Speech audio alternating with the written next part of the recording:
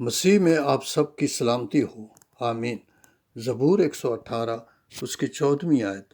کلام خدا میں یوں مرقوم ہے، خداوند میری قوت اور میرا گیت ہے، وہی میری نجات ہوا، آمین۔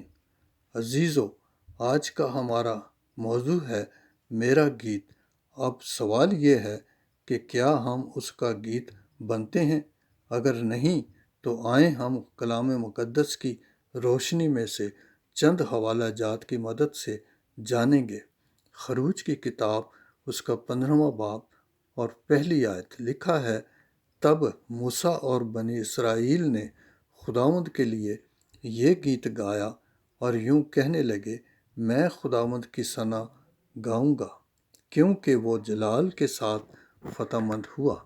اس نے گھوڑے کو سوار سمیت سمندر میں ڈال دیا، آمین۔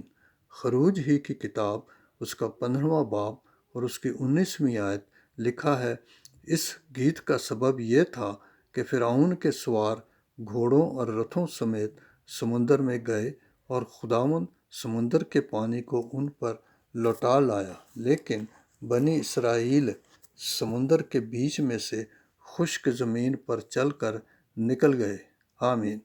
پہلی تواریخ اس کا 13واں باب اس کی 8ویں آیت لکھا ہے، داؤد اور سارا اسرائیل خدا کے آگے بڑے زور سے گیت گاتے اور بربط اور ستار اور دف اور جھانج اور ترہی بجاتے چلے آتے تھے، آمین۔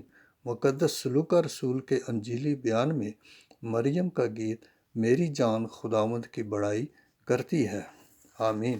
آئیں عزیزو، اس کلام مقدس کی روشنی میں بڑی سنجیدگی کے ساتھ غور کریں گے کہ پہلے حوالہ میں ہم نے پڑھا کہ داؤد بادشاہ اپنے گیت کو خداوند کی قوت اور نجات سمجھتا ہے۔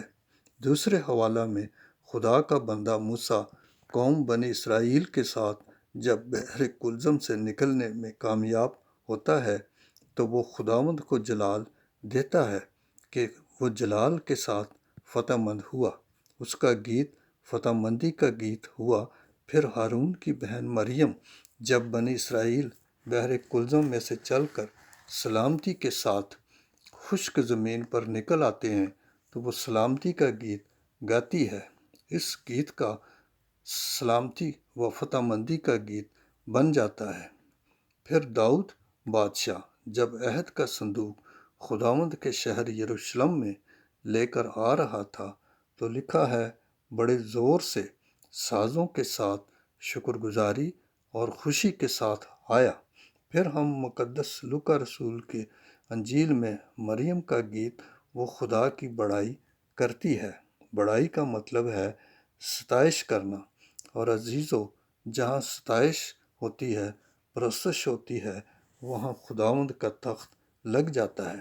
زبور نویس زبور 22 میں لکھتا ہے کہ تو جو اسرائیل کی حمد و ثنا پر تخت نشین ہے، تو جب ہم اس کی ستائش گیتوں کے وسیلہ سے کرتے ہیں تو اس کا تخت لگ جاتا ہے اور ہم اس کی حضوری میں ہوتے ہیں، اور اس کی حضوری پاک ہے، کیونکہ لکھا ہے کہ پاک ہو اس لیے کہ میں پاک ہوں۔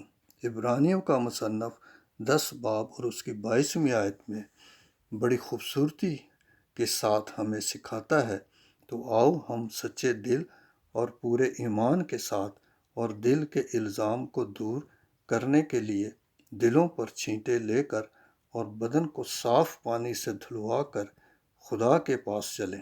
عزیزو، ہم اپنے دلوں کو ان تمام باتوں سے پاک کریں جو خدا کے نزدیک ناپسندیدہ ہیں، تو پھر ہمارے گیت خداوند کی قوت، اس کی نجات کے گیت، سلامتی کے گیت، فتح مندی کے گیت بن جائیں گے۔